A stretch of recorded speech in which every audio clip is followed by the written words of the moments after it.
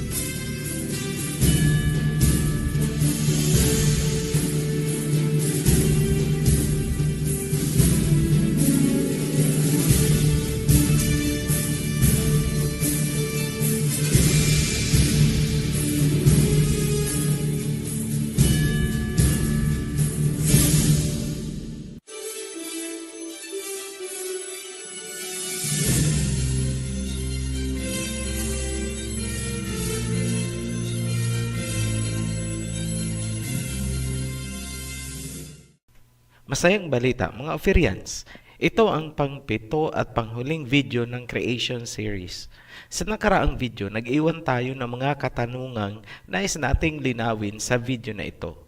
Una, ano ang kasamaan o kasalanan ng mga tao bakit nagkaroon ng baha? Pangalawa, kasama ba ang lahi ni Seth sa mga naging masama? Pangatlo, ano ang nangyari sa serpent seed noong bumaha? Nailahad natin sa nakaraang video na ang serpent seed ay nagsimula kay Cain, ngunit kailangan nating alamin paano nag-survive ang kanilang lahi sa baha. Maraming katibayan na ang serpent seed ay nag-survive. Makikita yan sa kanilang customs gaya ng serpent, divination at mga occult symbolism na hindi pinapansin. Pero kung ititrace natin, nagsimula sila sa Babylon at ang mga civilizations na malapit sa Mount Ararat kung saan sumadsad ang Noah's Ark. Yan ang sinasabi sa Bible na Mystery Babylon. Susundan natin ang serpent seed at alamin ang kanilang ginawa para alam natin kung saan tayo lulugar. Alamin muna natin kung kailan nangyari ang baha. Dalawa ang ating paraan para malaman. Una ay ang patriarch timeline mula sa Genesis, ang pangalawa ay ang level of technology na inabutan ng baha.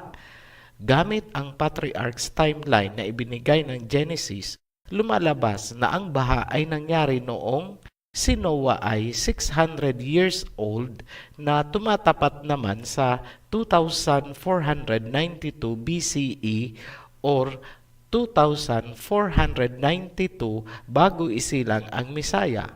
Ibig sabihin, 4,511 years na ang lumipas mula sa kasalukuyang taong 2019. Paano natin nasabi? Pansinin ang Genesis chapter 4 verse 19. Sinabing si Tubal-Cain na kaapo-apuhan ni Cain ay nagpapanday na ng bronze and iron tools bago pa man naganap ang baha. Ibig sabihin, Bronze Age.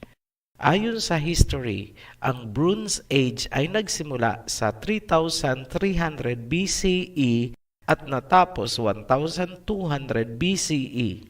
Pasok na pasok po dyan ang panahon ni Noah at ng baha na naganap noong 2,492 BCE ayon sa Patriarch Timeline. Napatunayan din na ang nasaliksik nating patriarch timeline mula sa Genesis ay tama. Ibig sabihin, tama din ang ating estimate na si Adam ay nilikha noong 4148 BCE. Yan ang tugma ayon din sa patriarch timeline. Hindi na po natin tatalakayin ang mga trivia or nice to know topics gaya ng gaano kalaki ang ark, gaano katagal ang flood dahil walang direktang kaugnayan sa serpent seed na gusto nating palutangin kung saan napunta at sino sila ngayon. Ang pagkilala sa serpent seed ang ating priority para maunawaan ang mga prophecies na tinawag sa Book of Revelation na Mystery Babylon. Gayunpaman, tatalakayin natin kung saan ginawa ang Noah's Ark bilang introduction ng world territories at ipapaliwanag natin ang Gopher Wood Mystery. Sa ating pagpapatuloy, may kailangan tayong pansinin sa introduction ng family tree ni Adam hanggang kay Noah.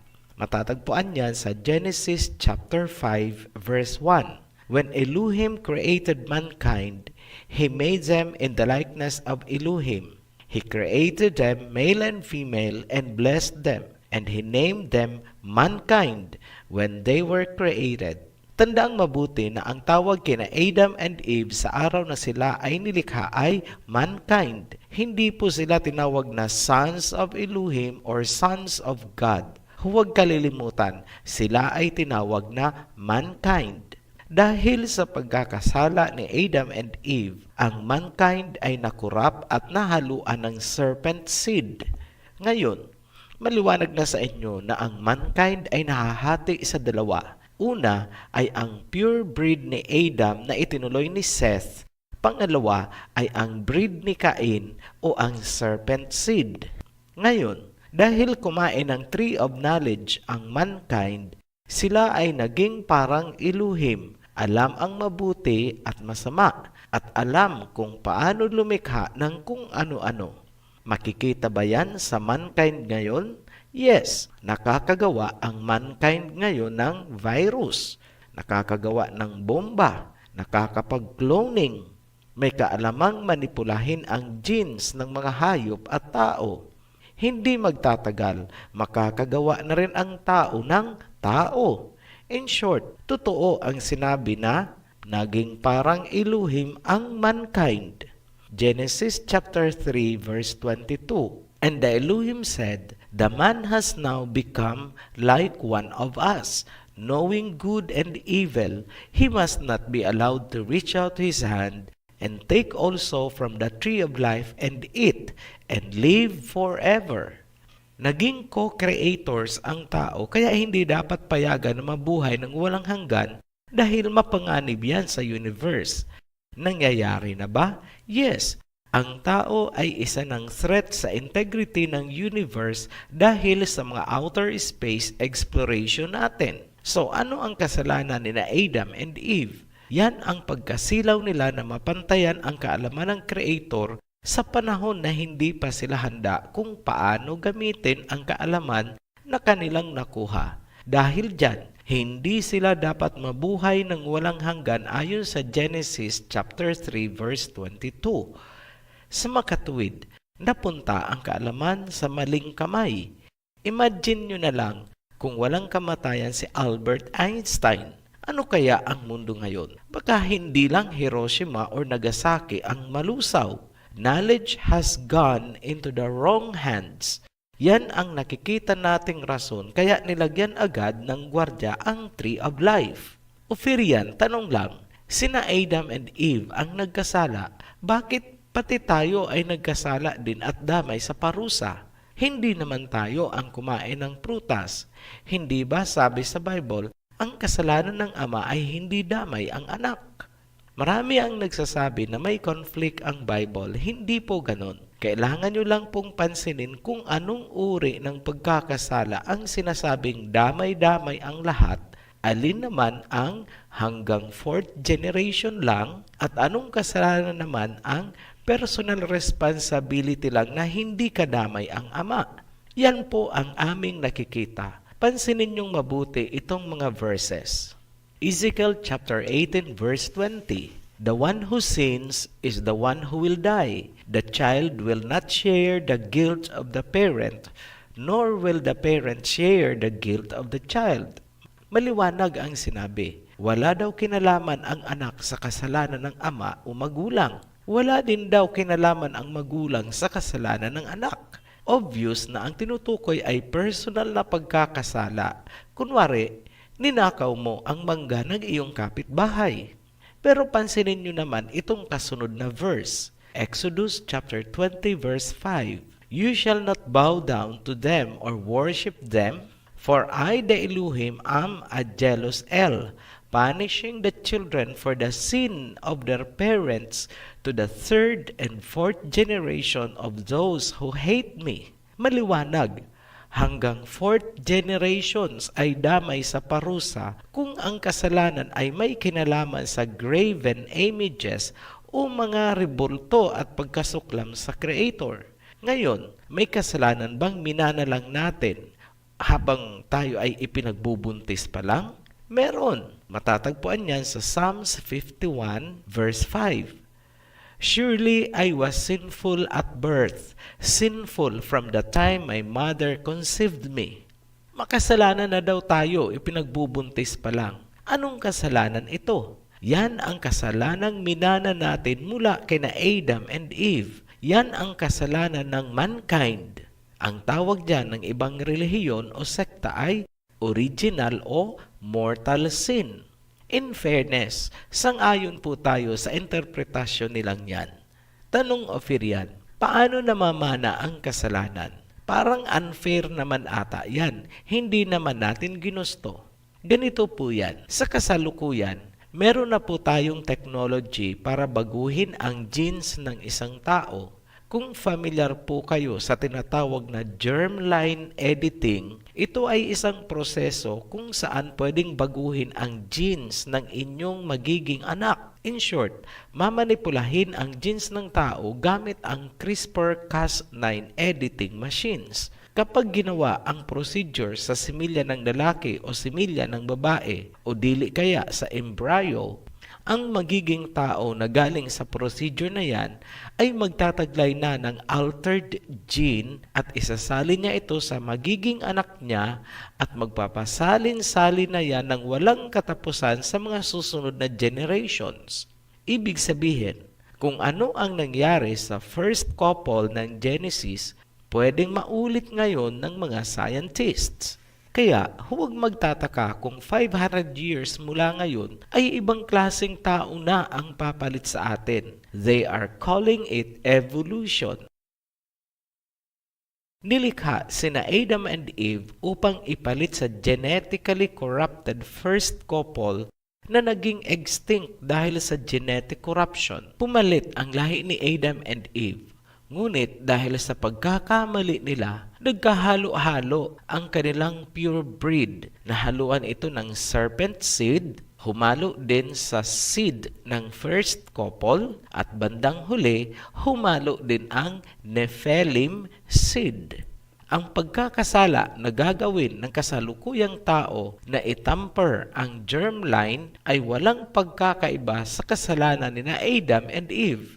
Yung mga pabor sa genetic modification ay nagnanais magkaroon ng baby na may taglay na mas mataas na karunungan at kung ano-ano pang katangian. Parang sina Adam and Eve lang na nasilaw sa possible rewards na nagresulta sa pagbabago ng kanilang kamalayan at katawan na naipasa din naman sa atin hanggang sa kasalukuyan. Ngayon, sa Amerika, pinagtatalunan nila ang tungkol sa gene editing. Alam na nila kung paano gagawin, ngunit hindi sila sigurado kung ano ang kahihinatnan ng mga susunod na generation kapag ginalaw nila ang germline ngayon. Ang mga scientist na ito ay parang mga serpent na tumutukso sa sangkatauhan na muling kumain mula sa tree of knowledge of good and evil na pwedeng magresulta sa genetic corruption. Isa lang ang masasabi ng Ofirian Heritage. Wala sa Tree of Knowledge ang kaalaman para magkaroon ng buhay na walang hanggan, kundi nasa Tree of Life.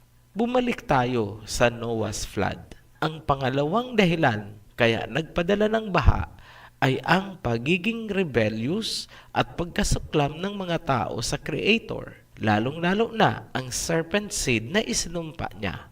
Pansinin nyo ang sinasabi sa Exodus at ikumpara natin ang bigat ng kaparusahang baha. Exodus chapter 20 verse 5. You shall not bow down to them or worship them, for I, the Elohim, am a jealous El, punishing the children for the sin of the parents to the third and fourth generation of those who hate me. So pansinin ang basehan ng parusa sa mga taong nasusuklam sa Creator. Damay ang lahi hanggang sa 4th generation. Masasabi ba nating kinasusuklaman ni Cain at ng kanyang lahi ang Creator? Yes, imposibleng hindi nagkikwento si Cain tungkol sa kanyang pinagmulan na siya ay isinumpa ng Creator. Yan ang mag-justify bakit baha ang naging parusa sa kanyang angkan, damay ang mga bata. Sa mga nagsasabi na wala pang kautusan noon, ganito lang kadali intindihin. Napakasimple, ang baha ay parusa. Tama po. Kung may parusa, ibig sabihin may kasalanan. Magkakaroon ba ng kasalanan kung walang kautusan? Hindi. Ibig sabihin, kaya may parusa kasi may nilabag na kautusan. Ganun kasimple. Dumako tayo sa pangatlong dahilan ng baha. Ito yung interbreeding sa fallen angels. Matatagpuan yan sa Genesis chapter 6, verse 1 and 2. When human beings began to increase in number on the earth and daughters were born to them, the sons of Elohim saw that the daughters of humans were beautiful and they married any of them they chose. Linawin muna natin kung sino ba talaga ang tinutukoy ditong sons of Elohim or sons of God. Marami kasing iginigiit ang doktrina na ang lahi daw ni Seth ang sons of God. Klaruhin po natin. Job chapter 38 verse 7. When the morning stars sang together and all the sons of Elohim shouted for joy. Ano ang tinutukoy dito sa verse? Angels, heavenly beings po ang tinawag na sons of Elohim o sons of God. Tingnan naman natin ang Job chapter 1 verse 6. Now there was a day when the sons of Elohim or sons of God came to present themselves before the Elohim, and Satan also came along with them. Ano ang tinutukoy na sons of God or sons of Elohim? Angels ulit, heavenly beings. Sa 1 John naman, chapter 5, verse 20, we know also that the Son of Elohim has come and has given us understanding so that we may know Him who is true. Ano ang tinutukoy dito na Son of Elohim? Ang Messiah, heavenly being ulit. Ito pa, isa na lang. Sa panahon ni King Nebuchadnezzar, noong ipinasok sina Shadrach, Meshach at Abednego sa horno, nagulat sila kasi yung ipinasok nila ay 3, ngunit ngayon ay 4 na ang nasa loob. Ang sabi ni King Nebuchadnezzar ay nasusulat sa Daniel chapter 3 verse 25. Look, he answered, I see 4 men loose walking in the midst of the fire, and they are not hurt. And the form of the 4th is like the son of Elohim or son of God. Ano ang tinutukoy dito? Sino na naman yung tinutukoy na Son of God? Ang Messiah, angel, heavenly being ulit. Ngayon, klarado na po sa 4 na talata na ating binasa na ang sons of Elohim o sons of God ay mga heavenly beings. Hindi po sila mankind. Ngayon, bakit nalilito ang karamihan? Dahil hindi nila tinitingnan ang context ng verse na kanilang binabasa. Iba po ang ibig sabihin ng Son of God kapag ginagamit sa gospel. Nagiging symbolic po ito na ang ibig sabihin ay believers or followers ng teachings. Hindi po gospel ang Genesis, kaya hindi po yan applicable dito. Yan po ay doctrinal context. Sa simpleng pag-iisip na lang po tayo, o kaya tinawag na common sense. Kung si Adam and Eve bago nagkasala ay tinatawag na mankind at hindi son of God or son of Elohim, bakit si Seth ay tatawaging son of God? Tandaan ang sinabi natin kanina. Sina Adam at Eve ay mankind, anak nila si Seth. Therefore, ang lahi ni Seth ay nabibilang sa mankind. Hindi po sila ang Son of God. So, lagyan na po natin ang conclusion. Ang Ophirian heritage ay naninindigan na ang ibig sabihin ng sons of God dito sa Genesis ay mga fallen angels. Ngayon, magpatuloy na tayo. Genesis chapter 6 verse 4. The Nephilim were on the earth in those days and also afterward, when the sons of God, sons of Elohim, went to the daughters of humans and had children by them. They were the heroes of old, men of renown. Ayan po, sons of God went to daughters of humans. Para na rin sinabi na ang sons of God went to the daughters of mankind. Iba ang sons of God, iba ang mankind. Kaya nagalit ang Creator. Maraming naniniwala na ang Nephilim daw ay mga higante. Hindi na kami makikipagtalo dyan. Baka nga naman merong Nephilim na naging higante. Pero kaduda-duda ang kwentong yan dahil sa history kung paanong isinali ng mga Greeks ang original Bible. Mukhang nagkaroon ng pagmanipula sa translation ng Bible at iba pang mga extra biblical books gaya ng Book of Enoch. Tanong, ano ba talaga ang ibig sabihin ng Hebrew word na Nephilim? Napakasimple po, the fallen ones. Ibig sabihin, ang Nephilim ay mga sons of God o mga fallen angels at ang kanilang mga anak. Yung mga anak nilang naging human Nephilim hybrids ang naging mga men of renown. Tanong, may Nephilim pa ba pagkatapos ng baha hanggang ngayon? Meron. Klarado ang salita ni Moses na may Nephilim bago bumaha at noong makalipas ang baha. Ngayon, sino ang may kagagawa ng translation na ang Hebrew word na Nephilim ay ginawang giants or higante? Sino po? Mga Greeks. Yan ang Septuagint version ng Bible. Bakit nila ginawang higante ang salitang Nephilim o Nephilim? Unang rason, apektado daw kasi ang mga Greek gods and goddesses. Malamang familiar naman kayo kina Zeus, kina Hera, Athena, Hermes, sino pa ba? Atlas, Neptune, Venus, Apollo, Heracles o Hercules. At kung sino-sino pa, marami po yan. Totoo naman talaga, apektado talaga ang kanilang mga mythology at doktrina kung ilalagay sa tama ang translation ng Nephilim. Tila ayaw nilang masapawan ang kanilang mga gods and goddesses. Pangalawang rason, bakit nila ginawang gigantes ang translation ng salitang Nephilim ay para daw ito ay maging meaningful sa kanilang Hellenistic readers dahil masyado daw complicated ang sinasabi sa Genesis na human, divine, or angelic hybrids. Yan ang simula kung paanong nasira ang nilalaman ng Aramaic Hebrew Bible nung isinalin ito sa Greek. Sundan niyong mabuti. Mula sa corrupted Greek Bible, isinali naman papunta sa Latin. At yun ang tinatawag na Latin Vulgate Bible. Tinangkilik ng Latin translation ang korupsyon o pagyurak na ginawa ng mga Greeks. Mula naman sa Latin Vulgate, isinali naman ang Bible sa English at mula sa English, papunta na sa iba't ibang lingwahe hanggang sa nagkaroon tayo ng Tagalog version kung saan ang Nephilim ay naging higante.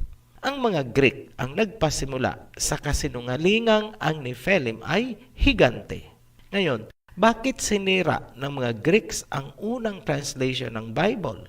Simple lang, ito ang nakikita namin. Para hindi mabunyag sa buong mundo ang iniingatang seed ni Cain mula sa Mystery Babylon pagkatapos ng baha. Ipapaliwanag natin yan sa mga susunod na video. Klarado na po sa atin na ang fallen angels o sons of God at ang kanilang mga anak sa mankind ay ang tinatawag na Nephilim. Dahil sa taglay na kapangyarihan at kaalaman ng mga Nephilim, ang mga anak nila ang naging great heroes of old and men of renown, ruling over humanity bago pa man ang baha at pagkatapos ng baha.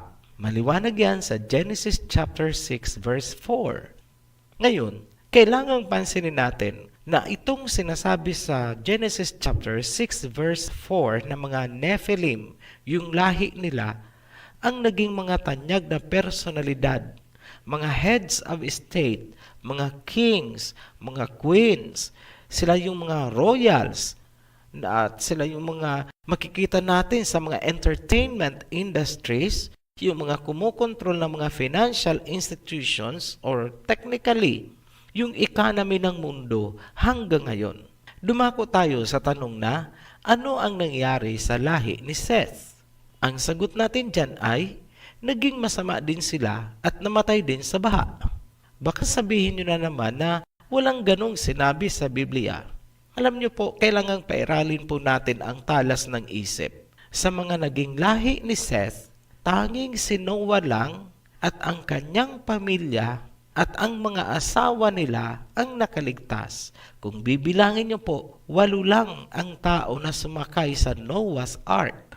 Ngayon, klarado na po tayo kung ano ang mga naging kasalanan ng mga tao, bakit nagpadala ng baha. Una, ay ang kasalanan na minana kay Adam and Eve. Pangalawa, ay ang hatred ng lahi ni Cain sa Creator. Pangatlo ay ang interbreeding sa mga Nephilim at iba pang mga kasalanan. Ngayon, ano naman ang nangyari doon sa mga fallen angels? Yung mga fallen angels ay hindi namatay dahil pwede silang bumalik sa pagiging heavenly body hanggang matapos ang baha. Tandaan na hindi pa sila binabawian ng kapangyarihang yon. Ang mga anak nila sa mankind na matatawag natin human Nephilim hybrids ang mga namatay. Ngunit maliwanag na sinabi sa Genesis na may mga Nephilim bago ang baha at pagkatapos ng baha. Ibig sabihin, nagpatuloy ang pag-aanak ng mga Nephilim sa daughters of man pagkatapos ng baha. Kumbaga, balik sa dating gawi. Ganun ang nangyari. Tungkol naman sa serpent seed, ano ang nangyari sa kanila pagkatapos ng baha? May palatandaan ba na merong survivor na serpent seed? Yes, napakaraming artifacts ang natagpuan mula sa Greece, Middle East at Europe na nagpapatunay na ang serpent seed ay patuloy na nabuhay at dumami pagkatapos ng baha. Makikita yan sa kanilang mga civilizations. Banggitin natin dito bilang paunang halimbawa ang civilization ng Greece. So pag-usapan natin yung mga Greeks. Para sa ancient Greeks, hindi niloko ng serpent sina Adam and Eve, bagkus iminulat ang kanilang mata sa liwanag at sila ay pinalaya. Lumalabas na ang Creator ay naging madamot kina Adam and Eve at ang serpent ang naging bayani. Sa isang reconstructed pictograph na matatagpuan sa silangang pasukan ng Temple of Zeus sa Olympia, circa 440 BC, makikitang tinulungan ni Athena si Nimrod, na tinatawag ding Heracles or Hercules sa Greek mythology, na itulak ang Creator at ang kalangitan palayo. Kapalit ng ginawa nilang pagtulak ay binigyan sila ni Lamech ng mansanas mula sa serpent. Si Lamech na tinawag sa Greek na Atlas ang huling ruler or king ng lahi ni Cain na inabutan ng baha. Sa isang vase naman na ginawa noong 525 BC, ipinakita si Cush o Hermes at si Nimrod o Heracles. Si Nimrod ang pumipitas ng mansanas mula sa puno na napupuluputan ng serpent at ipinapasok niya ito sa kanyang basket. Ang inilarawan sa vase ay senaryo na pagkatapos ng baha. Ang serpent divination ay makikitang nagsimula sa mga civilization sa paligid ng Mount Ararat kung saan sumadsad ang Noah's Ark pagkatapos ng baha. Ibig sabihin, may nakasakay sa Noah's Ark na serpent seed at sa kanya nagsimula ang serpent divination ng Sumer, Mesopotamia, Babylon, Egypt, Greece, Rome, kalakhang Europe, Africa, Asia, hanggang sa kumalat ito buong mundo. Pero kung susuyurin natin ang pinagmulan, ibabalik tayo sa Old Babylon ni Nimrod at kung susundan mo naman siya sa prophecies, hahantong ka sa Mystery Babylon ng Book of Revelation.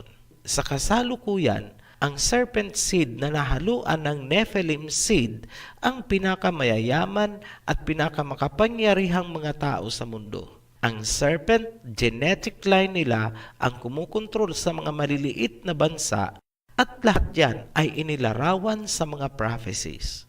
Ang malaking tanong, di ba Ophirian, 8 lang ang nag-survive sa baha ni Noah? Sino sa kanila ang serpent seed? Ipapaliwanag natin yan sa susunod na video. Muli po kaming nagpapasalamat sa inyong patuloy na pagtangkilik sa ating mga videos. Hanggang sa muli, mabuhay ang Ophirians. Naniniwala po ako na ikaw na nanood ay maraming katanungan at unti-unting nabubuksan ang iyong diwa. Kung nais mong magpatuloy, subaybayan ang nasabing video ng Mensahero ng Silangan. I-follow lang ito, i-share at i-subscribe. Maraming salamat po.